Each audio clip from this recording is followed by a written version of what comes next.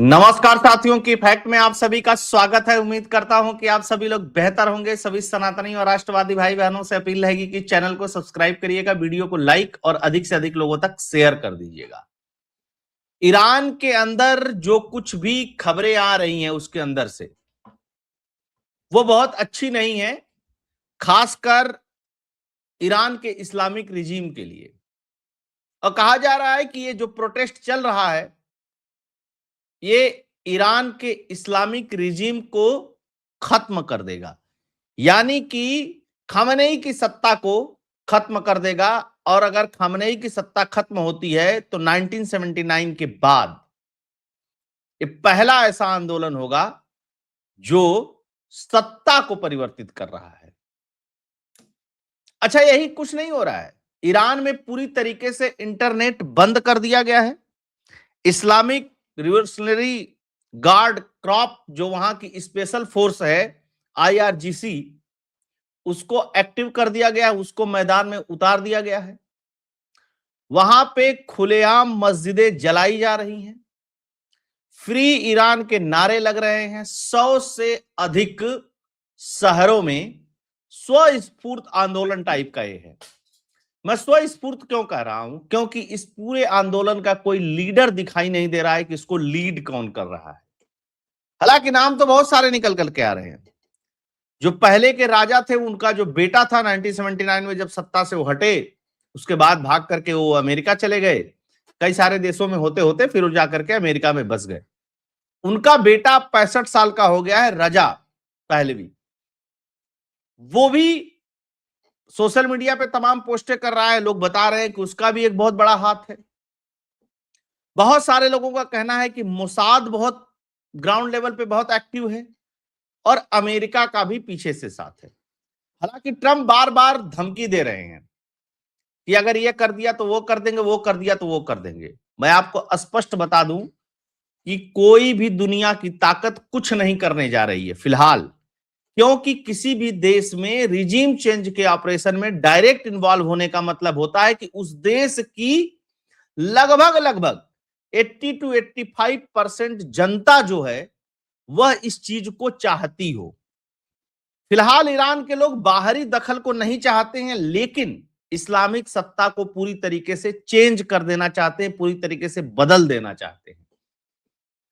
Title में आप लोगों ने पढ़ा होगा कि ईरान में पूरी तरीके से इंटरनेट बंद और खेल चालू। तो खेल दो होगा, या तो IRGC पूरी तरीके से इनको कंट्रोल कर देगी चाहे कितना भी रक्तपात हो जाए, या तो फिर सत्ता परिवर्तन होगा। इंटरनेट जब खुलेगा तो यही सुनने को मिलेगा, इसके अलावा कुछ नहीं हो सकता। हालांकि ईरान में इस्लामिक सत्ता, खामेनेई की बात नहीं कर रहा हूं, इस्लामिक सत्ता पूरी तरीके से बदल जाए, इसके लिए अभी बहुत मेहनत करनी पड़ेगी इन प्रोटेस्ट करने वाले लोगों को, क्योंकि हर जगह उन्हीं का कब्जा है। और जब हर जगह उन्हीं का कब्जा है तो जब तक ईरान की फोर्स, ईरान की पुलिस, ईरान की स्पेशल फोर्स हथियार ना डाल दे या प्रदर्शनकारियों के साथ न हो जाए, तब तक यह होना बहुत मुश्किल है। यह वेनेजुएला वाला कॉन्सेप्ट नहीं है। वेनेजुएला में जो कुछ किया ट्रंप ने वो एक अलग तरीके की चीजें थी।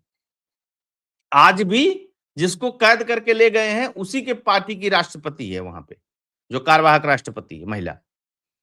तो ऐसा भी नहीं कि वेनेजुएला में पूरी तरीके से ट्रंप कब्जा कर लिए और जो चाहेंगे वो कर लेंगे। खैर, तो ये सब जो कुछ चल रहा है वर्ल्ड वाइड, उसमें एक चीज और बड़ी मजेदार है। अगर आप देखेंगे तो एक तरीके का ये तीसरा विश्व युद्ध ही चल रहा है। अमेरिका ने वेनेजुएला में जो किया, अमेरिका ने 2 दिन पहले मैक्सिको को धमकी दी, उसके बाद पूरे यूरोप को धमकी दे रहा है, ग्रीनलैंड पे कब्जा कर लेंगे।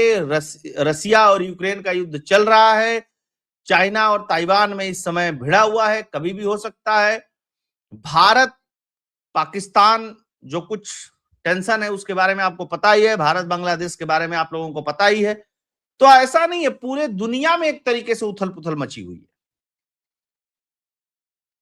देखने का जो नजरिया है, डिक्लेयर्ड वर्ल्ड वार नहीं इसको कह सकते हैं, या यह भी नहीं कह सकते हैं कि ये है ही एक्चुअल वो, लेकिन कुछ ना कुछ सिनेरियो ऐसा ही बन रहा है। हम लोगों को ये समझ में आ रहा है कि जब फर्स्ट वर्ल्ड वार या सेकंड वर्ल्ड वार हुआ होगा, तो कुछ ना कुछ दुनिया में इसी तरीके का कुछ हो रहा होगा। तो यह भी अपने आप में एक समझने वाली थ्योरी है। खैर, आते हैं थोड़ी खबरों पे, बड़ी रोचक रोचक आ रही हैं। अच्छा, रजा पहलवी ने कहा कि अब नाराजगी नहीं जताना है, शहरों पर कब्जा करो। उबल रहे ईरान में रजा पहलवी ने संभाली कमान, दहशत में खलीफा। अच्छा, दहशत में तो खलीफा हैं, खलीफाओं की बोली भाषा बदल गई है। जो पजेस्कियान है, वहां के राष्ट्रपति ईरान के, उन्होंने कहा कि हम प्रदर्शनकारियों से बातचीत करेंगे। अरे भाई, प्रदर्शनकारियों से बातचीत तो तब होगी जब उनका कोई नेतृत्व होगा। अब किससे बात करेंगे? अगर कोई उनका नेतृत्व कर रहा होगा तब तो आप उससे बात कर लेंगे। अगर नेतृत्व करता ही कोई नहीं है तो आप बात किससे करेंगे? सबसे बड़ी बात यह है, कोई ग्रुप नहीं बना है वहां पे, कोई लीडर नहीं है वहां पे, तो किससे बात करेंगे? अच्छा, जो बाहर से बात कर रहे हैं, उनसे बात करने का कोई मतलब है नहीं, उनसे बात वैसे भी नहीं करेंगे आप। तो खैर, अब वो जाने की क्या बात करेंगे, क्या नहीं बात करेंगे, इसके बारे में जान लो। 1960 में तेहरान में पैदा हुआ, 18-19 साल का जब था तब इसके पिता का सत्ता परिवर्तन हो गया। फिर ये अनेक अनेक देशों से होता हुआ ये अमेरिका गया। वहां पे इसने अपना जो कुछ भी किया, रोजी रोजगार इनका वहां पे चला। अमेरिका ने इनको शरण दी एक तरीके से, ठीक है ना। जो आखिरी शाह थे ईरान के, मोहम्मद रजा पहलवी, ये उनका सबसे बड़ा बेटा है। खबर यह भी आ रही है कि 14 तारीख को ये डोनाल्ड ट्रंप से मिलने वाला है, लेकिन डोनाल्ड ट्रंप ने इसको इनकार किया है, कहा कि अभी वहां कोई सत्ता परिवर्तन नहीं हुआ, ईरान की जनता क्या चाहती है उसके हिसाब से हम बातचीत करने के लिए तैयार होंगे। लेकिन पता नहीं, ट्रंप तो ट्रंप। अच्छा, इन्होंने कह तो दिया, आईआरजीसी के जवान जो है वो प्रदर्शनकारियों से हड़ताल खत्म करने की अपील कर रहे हैं। अगर आईआरजीसी के जवान प्रदर्शनकारियों से हड़ताल खत्म करने की अपील कर रहे हैं तो आप इसी से अंदाजा लगा लीजिएगा कि मामला बहुत गंभीर है। अगर सॉरी गंभीर नहीं होता तो ये जो फोर्स है ना, ये कई सारे देशों में इनको आतंकी डिक्लेयर किया हुआ है। ये अपील नहीं करते हैं, है ना, एकदम भक्त हैं और एक खामनेई के प्रति एक तरीके से समर्पित हैं। तो ये भी जो है एक कारण है। अच्छा, आर पार के मूड में खामनेई, आईआरजीसी को कमान, underground missile city active, Trump ने फिर दी धमकी। अच्छा, ट्रंप ने जो धमकी दी उसका कोई मतलब नहीं है। देखिए क्या है कि अगर मान लीजिए कि ट्रंप खामनेई को उठा ले तो क्या हो जाएगा, उससे सत्ता परिवर्तन हो जाएगा। पूरे ईरान में क्या करोगे? बम डाल दोगे? क्या कर लोगे? मतलब ईरान का कुछ नहीं कर पाओगे। ईरान पे कब्जा क्यों चाहिए? ईरान में क्यों इंटरेस्टेड है अमेरिका? वो तेल का खेल है, और तेल के खेल में क्या है? डॉलर है, और डॉलर कमजोर हो रहा है। अब भारत के हिसाब से मत समझिएगा, उसकी कहानी बड़ी लंबी है। डॉलर कमजोर हो रहा है, तो जब तक पूरे दुनिया के लोगों को तेल खरीदने के लिए डॉलर पे निर्भर नहीं करोगे तब तक डॉलर मजबूत नहीं होगा। तो यह भी खेल चल रहा है पीछे पीछे। तो ट्रंप का बस इतना इंटरेस्ट है ईरान के अंदर। इजराइल अपने सिक्योरिटी को लेकर के कंसर्न है, तो उसका अलग इंटरेस्ट है ईरान के अंदर, है। अच्छा, ये मिसाइल विसाइल भैया अपना एक्टिव कर दिए हैं कि कोई मिसाइल मारेगा तो हम भी मारेंगे।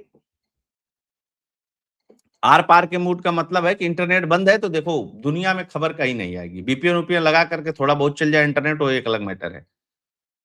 और फिर जो भी होगा वहां पे, चाहे बातचीत हो, चाहे गोली बम चले, चाहे जो भी चीज हो, फिर वो आर पार की ही स्थिति दिखाई देती है।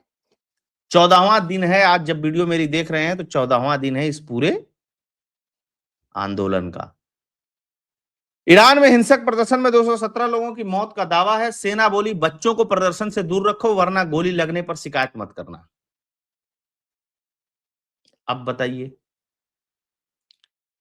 एक कुछ ही देर पहले की खबर है तेहरान की कि सेना बोली बच्चों को प्रदर्शन से दूर रखो, गोली लग जाएगी तो शिकायत मत करना। बच्चा मार दिया, बच्चा मार दिया, बच्चा मार दिया।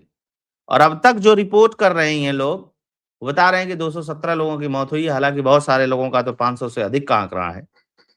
सरकार प्रदर्शन को रोकने के लिए पूरी ताकत लगा रही है। पहले दिन तक यह साफ नहीं था कि सरकार क्या रुख अपनाएगी। खुद एंटी राइट्स पुलिस ने, एक अधिकारी ने कहा कि सुरक्षा बल भ्रम में है, किसी को ठीक से पता नहीं कि आगे क्या होने वाला है। लेकिन शुक्रवार को सामने आई खूनी तस्वीर और सख्त बयानों से साफ हो गया कि अब पूरी ताकत का इस्तेमाल किया जाएगा और देश भर में इंटरनेट को और फोन सर्विस को बंद कर दिया गया है ना। ये भी दृश्य आया, ये फोटो बहुत वायरल है, दुनिया भर में ये छपा कि किस तरीके से एक ईरानी लड़की है जो वो खamenei का पोस्टर जला करके उससे सिगरेट पी रही है। खैर, खamenei की अपील कि ट्रंप को खुश करने के लिए देश को बर्बाद न करे। अब दूसरा मतलब समझिए, खamenei जब अपील करने लगे, क्योंकि खamenei ने पहले क्या कहा था कि ये सब जो हैं वो दहशतगर्द हैं, जो प्रदर्शन कर रहे हैं, सब तोड़फोड़ कर रहे हैं। अब खamenei कह रहे हैं कि ट्रंप को खुश करने के लिए देश को बर्बाद मत करो। और कुछ दिन पहले तक क्या कह रहे थे ये कि ये सब भाड़े के विदेशी हैं जो ये सब कुछ कर रहे हैं, यानी कि उनके कहने का मतलब था कि इजराइल और अमेरिका के एजेंट हैं और किसी का तो इंटरेस्ट है नहीं।